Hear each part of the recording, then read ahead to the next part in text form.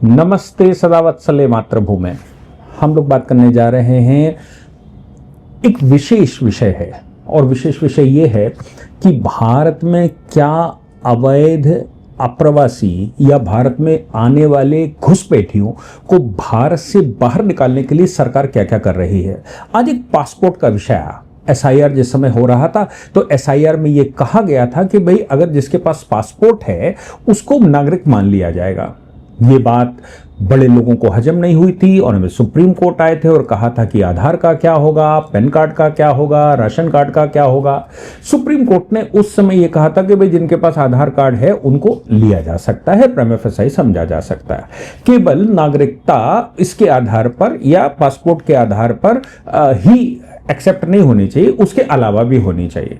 लोगों को यह लगा था कि पासपोर्ट हमारा एक वैलिड डॉक्यूमेंट हो गया। भारत में वो घुसपैठिए जो कुछ धन से ठीक थे, जिन्होंने घर बना लिए थे, जिन्होंने विवाह कर लिए थे, जिन्होंने सब कुछ ये मैनेज कर लिया था, उन सबको ये लगा कि मेरा पासपोर्ट बन गया है, मैं सुरक्षित हूं भारत में। अब भारत में मेरी नागरिकता यानी कि पासपोर्ट नागरिकता का प्रमाण है, ऐसा उनको लगा था। लेकिन भारत सरकार ने घुसपैठियों को निकालने के लिए जो जो प्रयास किए हैं और उनमें पासपोर्ट को अब डाला है। मैं समझता हूं कि इस लेक्चर को आपको पूरा सुनना चाहिए ताकि बिल्कुल क्लैरिटी हो सके और यह बात क्लियर हो सके कि आखिर भारत सरकार सोचती कैसे है। आज की भारत सरकार घुसपैठियों को निकालने के लिए एड़ी से लेकर चोटी तक का जोड़ लगा रही है और पूरी कोशिश कर रही है कि उनको बाहर किया जाए। पासपोर्ट एक लैकुना था। इसका मतलब यह हो गया कि कोई बहुत हाई लेवल टीम पीछे बैठी हुई है जो इन सब विषयों पर काम कर रही है। क्या पासपोर्ट भारत की नागरिकता का प्रमाण है? विदेश मंत्री ने तो कहा कि नहीं है। अब विदेश मंत्री ने कहा नहीं है तो शिवसेना यूबीटी भड़क गई, कांग्रेस भड़क गई, जावेद अख्तर साहब भड़क गए। भारत के बहुत बड़े बड़े मुसलमान जो अपने आप को राष्ट्रवादी कहते हैं वो सब भड़क गए और उन्होंने कहा ये कैसे बेतुके बयान दे रहे हैं। मैं समझता हूं कि हमारे देश में उनको डिफेंड करने के लिए या उनको करारा जवाब देने के लिए आज इस लेक्चर को जानना बहुत जरूरी है।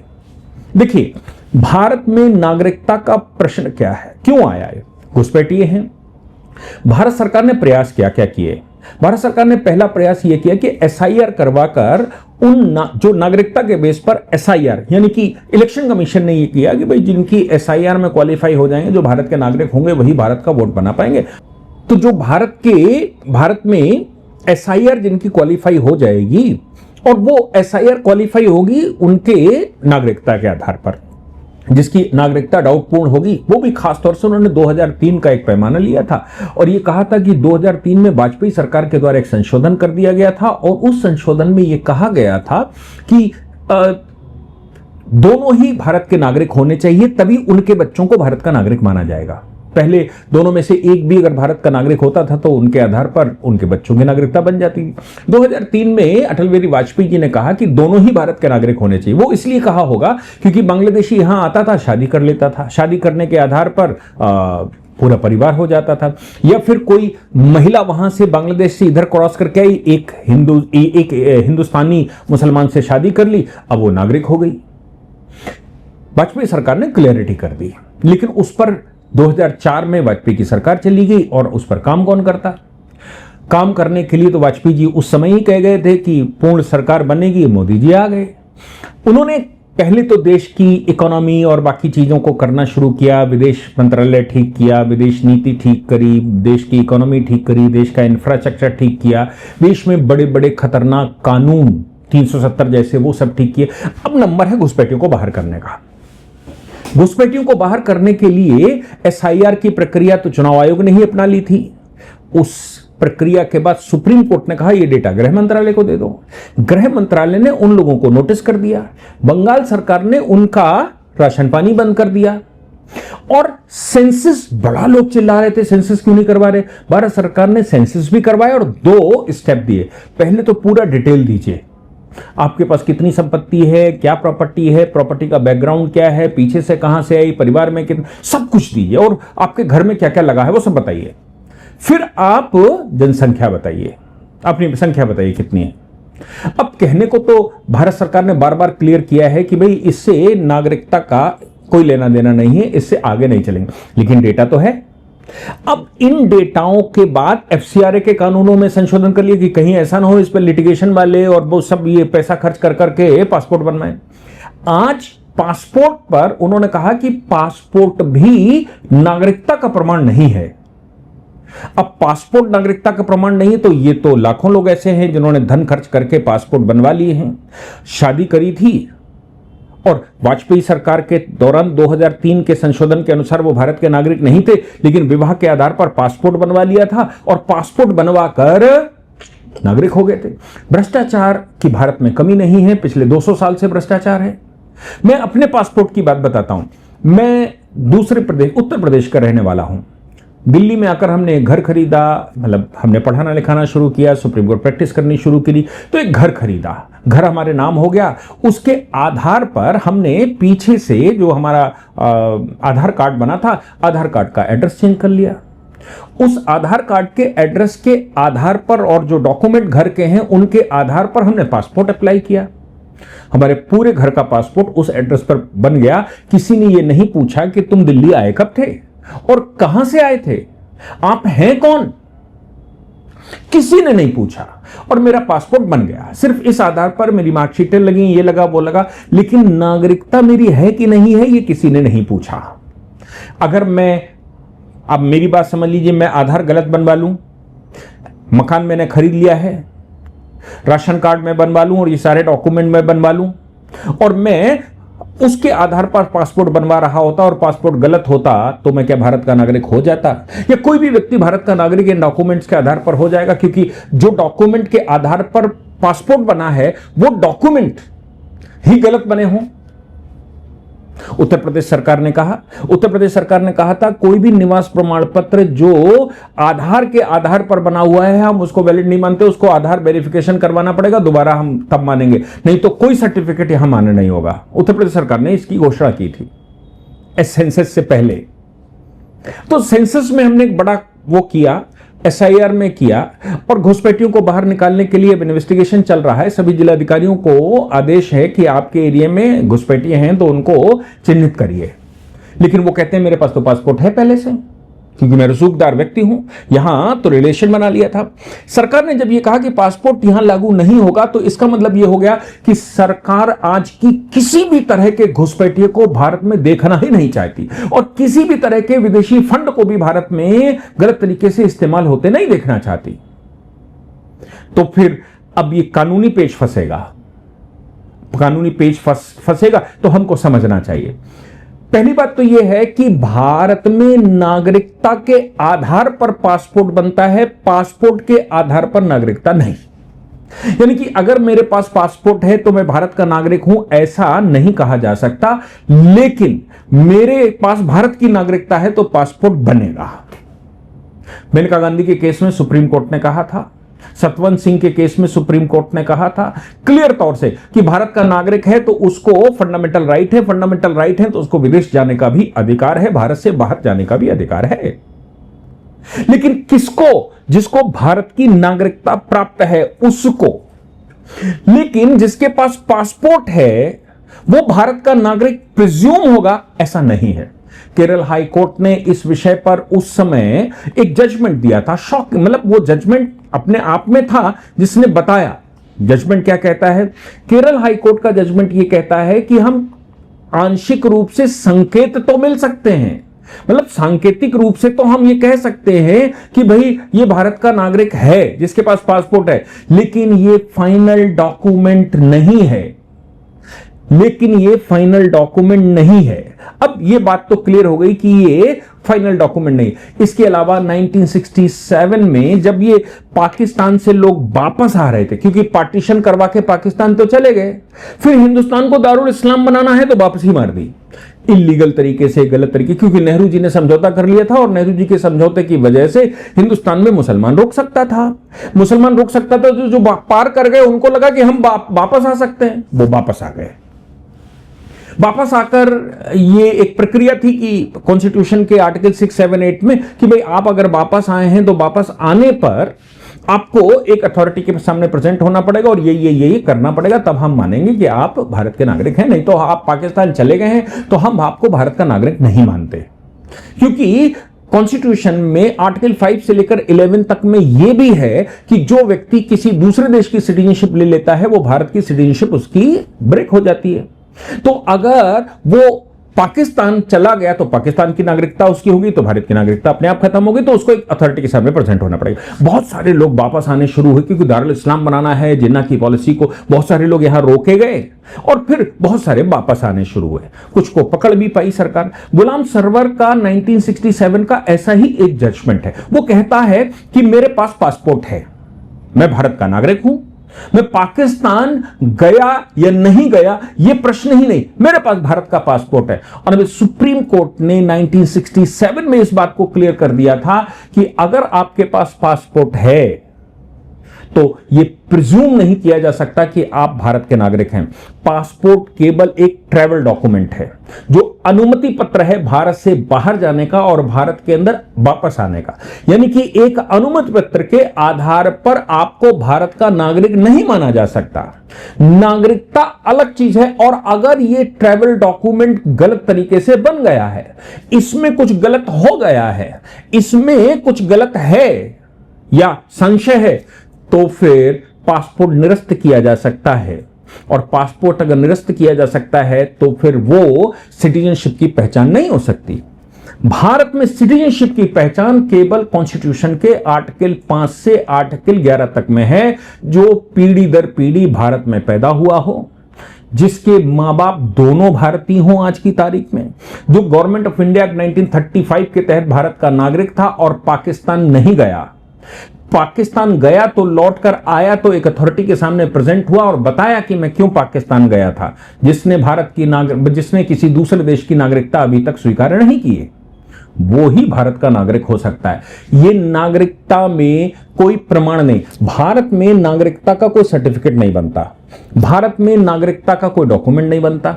ये तो नेहरू सरकार की बड़प्पन था कि उन्होंने भारत में कोई डॉक्यूमेंट, विश्व के पाकिस्तान सहित विश्व के मोस्टली सभी देशों में उस देश की नागरिकता का एक प्रमाण पत्र बनता है। भारत एक ऐसा महान देश है जिसमें नागरिकता का कोई प्रमाण पत्र नहीं बनता। जन्म के आधार पर भी कोई नया डॉक्यूमेंट नहीं बनता। पहले तो सरकार ने आधार कंपलसरी करके ही लोगों को परेशान कर दिया था, फिर उनको लगा कि नहीं फंस नहीं रहे हैं।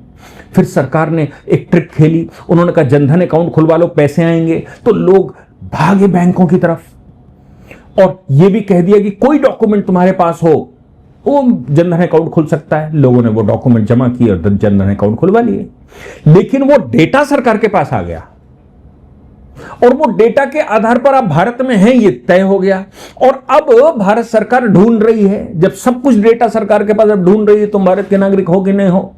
अब एक एक चीज को कर कर वो रिन्यू कर रहे हैं कि भारत के नागरिक हो कि नहीं हो। आप सोचो कि सेंसस में उसने ये कहा कि तुम्हें अपने पूर्वजों का स्थान बताना पड़ेगा, कहां से आए थे, प्रॉपर्टी क्या है, कैसी है, आपका पीछे का इतिहास भी आपको बताना पड़ेगा। इसका मतलब है सरकार यह जानना चाहती है कि वाकई में तुम भारतीय नागरिक हो परंपरागत रूप से कि नहीं। अगर भारतीय नागरिक होगे तो आपकी 20 पीढ़ियों का रिकॉर्ड भारत सरकार के पास मिल जाएगा। अंग्रेज रिकॉर्ड मेंटेन करता था। और अगर भारत के नागरिक नहीं होगे तो आपकी 1 या 2 पीढ़ी पीछे से आपका पत्ता साफ हो जाएगा। सरकार सेंसस में भी यही कर रही सरकार, हालांकि वो डिक्लेयर नहीं कर रहे, लेकिन मेरा मानना यह है कि इंटेलिजेंस उस पर काम करेगी।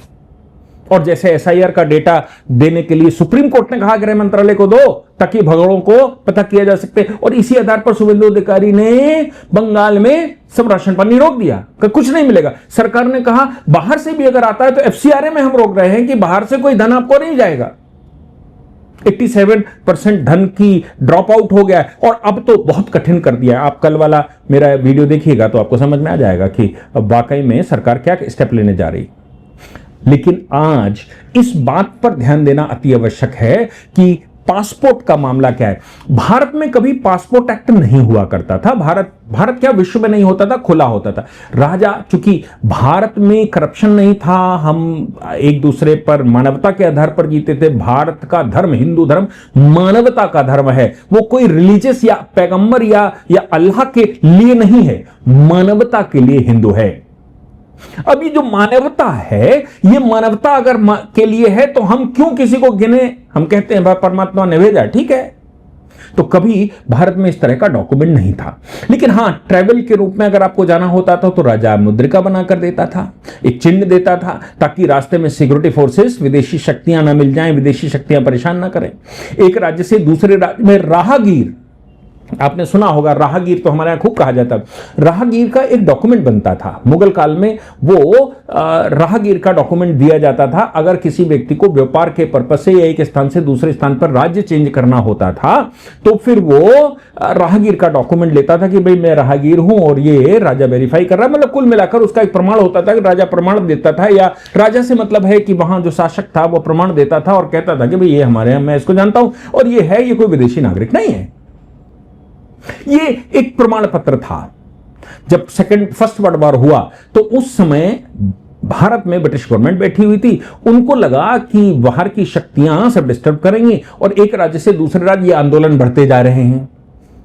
तब उन्होंने 1920 में जो लीग ऑफ नेशन था, लीग ऑफ नेशन में 1919 में एक प्रस्ताव आया कि भाई एक दूसरे देश में जाने के लिए पासपोर्ट चाहिए, एक सत्ता से दूसरी सत्ता में जाने के लिए पासपोर्ट। तब 1920 में भारत ने passport to in, passport to out बनाया, यानी कि पासपोर्ट ही उसको कहते थे। बाद में 1967 में उसको रिवाइज किया और पासपोर्ट एक्ट 1967 बना।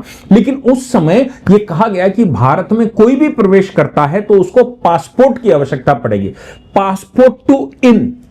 और मैंने वो डॉक्यूमेंट देखे हैं 370 करते समय कि भारत में प्रिंसली स्टेट के राजा भी अपने रिश्तेदारों को, अपने जानने वालों को, मित्रों को भारत में प्रवेश नहीं दिलवा सकते थे जब तक कि उनके पास पासपोर्ट एक्ट नहीं होता था, पासपोर्ट टू इन नहीं होता था। यहां तक कि या राजाओं के भाई भी भारत में प्रवेश नहीं कर सकते थे उस समय, प्रिंसली स्टेटों के।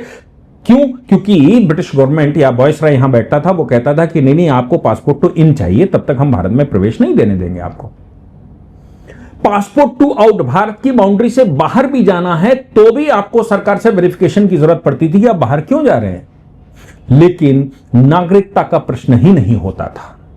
बाद में 1935 में यह सब उन्होंने शुरू किया। भारत शासन अधिनियम 1935 में उन्होंने काउंटिंग शुरू की और यह कहा कि भारत शासन अधिनियम 1935 के तहत भारत में जो रहता है वो भारत का नागरिक है। इसी आधार पर पार्टीशन में के समय पर यह तय हुआ कि भारत शासन अधिनियम 1935 के तहत जो भारत का नागरिक है वो भारत का नागरिक माना जाएगा, चाहे वो विदेश में ही क्यों ना रहता हो। मतलब आंदोलन के चक्कर में विदेश में चले गए थे, सरकार से बचने के लिए विदेशों में आंदोलन, कोई ब्रिटेन से कर रहा था, कोई अमेरिका से कर रहा था, कोई उसी देश में, कोई जर्मनी में, कोई जापान में बैठा था, लेकिन वो आंदोलन कर रहे थे। तो उन सबको भारत का नागरिक माना गया क्योंकि भारत शासन अधिनियम 1935 के तहत वो भारत के नागरिक थे। बाद में ऑनरेबल सुप्रीम कोर्ट में जब केसेस आने शुरू हुए और लोगों ने, पाकिस्तान गए लोगों ने यह कहना शुरू किया कि हम तो हिंदुस्तानी ही हैं, क्योंकि उनको तो दारुल इस्लाम करना था यहां, तब सुप्रीम कोर्ट ने गुलाम सरवर में यह बात स्पष्ट की थी कि यह ट्रैवल डॉक्यूमेंट है, इससे ज्यादा कुछ नहीं। मैं कहता हूं कि भारत सरकार जो जिस चाल से चल रही है वो अब जा रही है इस विषय पर कि हम नागरिकता का प्रमाण देंगे।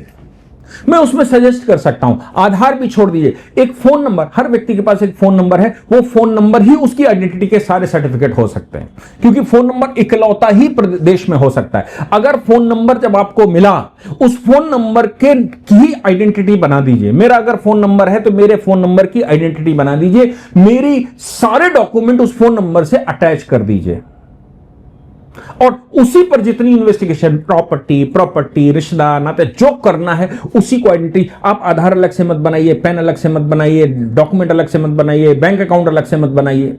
एक मेरे नंबर से ही बैंक अकाउंट खुलेगा। कितनी भी बैंकों में मैं खोलूं, मेरे फोन नंबर से वहां बैंक अकाउंट खुल जाएगा। बस वो फोन नंबर और बैंक का नाम हो गया। अगर मैं कहता हूं कि एसबीआई में, तो SBI phone number, HDFC phone number, फलाना बैंक फोन नंबर, हो गया अकाउंट। तो अब भारत में जो ग्रीन कार्ड और उसकी तरफ आगे बढ़ रहे हैं, क्योंकि हम बाई बर्थ किसी को नागरिक नहीं मानते। जो देश बाई बर्थ नागरिक मानते हैं उनको बर्थ सर्टिफिकेट की जरूरत पड़ती है। जो देश नेचुरलाइजेशन के आधार पर मानते हैं उनको बर्थ सर्टिफिकेट की आवश्यकता पड़ती है। हमारे देश में बर्थ सर्टिफिकेट इंपॉर्टेंट है, लेकिन हमको नेचुरलाइजेशन चाहिए, यानी कि पीछे से पीढ़ियां चाहिए जो भारतीय नागरिक हों। अगर आप 1935 में भारतीय नागरिक, कम से कम इतना 1935 में भारतीय नागरिक थे, तो ही उस परिवार के लोग भारतीय नागरिक हो सकते हैं, नहीं तो नहीं हो सकते। और पाकिस्तान चले गए इसका प्रमाण है तो बिल्कुल नहीं हो सकते। मैं समझता हूं कि फॉरेन मिनिस्टर ने ये स्टेटमेंट दिया, ये सरकार की पॉलिसी दर्शाता है कि एक भी घुसपैठिए को भारत में रहने नहीं देंगे, और अगर भारत में आएगा, रहेगा, पासपोर्ट बनवा भी लिया होगा, तो भी वो केवल ट्रैवल डॉक्यूमेंट है। वो पासपोर्ट भी किसी भी आधार पर भारत की नागरिकता का सर्टिफिकेट नहीं है, वो भारत का नागरिक नहीं माना जाएगा। भारत की नागरिकता के लिए उसको सर्वे करवाना पड़ेगा, क्लेम डलवा दीजिए। अब वो कहते हैं पुलिस ने वेरिफिकेशन किया, तो पुलिस के वेरिफिकेशन के बाद पुलिस ने नागरिकता का वेरिफिकेशन बिल्कुल नहीं किया। मैं बता रहा हूं, मैं उत्तर प्रदेश से आया और दिल्ली में मैंने पासपोर्ट, दिल्ली के एड्रेस से पासपोर्ट बनवाया, और किसी ने नहीं पूछा उत्तर प्रदेश में कहां से आया आप। मेरे गांव, मेरे घर, मेरे माता पिता, मेरे परिवार का सिजरा कहीं नहीं लिया गया। तो फिर मेरा डॉक्यूमेंट अगर मैं गलत था, तो फिर मेरे परिवार का ये कैसे, मेरे परिवार का बैकग्राउंड जाने बगैर पासपोर्ट बन गया, तो ये नागरिकता का प्रमाण कैसे हो सकता? किसी के भी नहीं हो सकता। इसलिए स्पष्टता के साथ भगोड़ों को, चाहे वो रसूखदार हों, चाहे पासपोर्ट बनवा चुके हों, चाहे शादी कर चुके हों, चाहे बच्चे पैदा कर चुके हों, चाहे उन्होंने यहां प्रॉपर्टियां बनवा ली हों, चाहे वो कोई भी हो, भारत में उसको रुकने नहीं देंगे, भारत में उसको टिकने नहीं देंगे। ये बात फॉरेन मिनिस्ट्री ने बता दी है, और अब भारत में नया रिवॉल्यूशन शुरू हो रहा है। मैं समझता हूं कि सैल्यूट करना चाहिए सरकार को, कि सरकार हर बार जहां भी होल है, जो भी रास्ता है, उस रास्ते को ब्लॉक कर रही है, उसको चोक कर रही है। सैल्यूट करना चाहिए सरकार को। आप क्या कहते हैं? आपको क्या लगता है? आपके पास कोई इंफॉर्मेशन है तो हमें जरूर दीजिएगा। जय हिंद, जय भारत, वंदे मातरम।